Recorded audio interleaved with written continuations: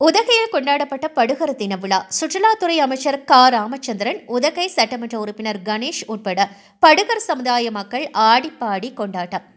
மலைகளின் அரசு என அழைக்கப்படும் நீலகிரி மாவட்டத்தில் தனி கலாச்சாரம், தனி பாரம்பரியம், தங்களுக்கு என பிரத்யேக உணவு, பாரம்பரிய இசை, நடனம் என வாழக்கூடிய படுகர் சமுதாய மக்கள் கூட்டம் கூட்டமாக வாழக்கூடியவர்கள்.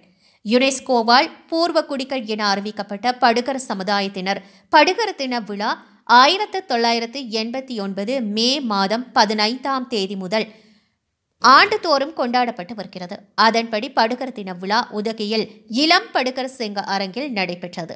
இதில் தமிழ்நாடு சுற்றுலாத்துறை அமைச்சர் க. ராமச்சந்திரன், உதகை சட்டமன்ற உறுப்பினர் கணேஷ் உட்பட சமுதாய பிரதிநிதிகள் படுகர் சமுதாய மக்களின் பாரம்பரிய நடனமாடினர்.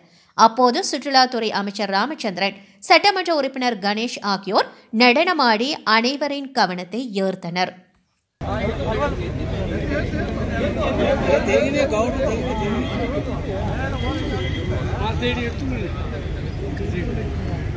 one side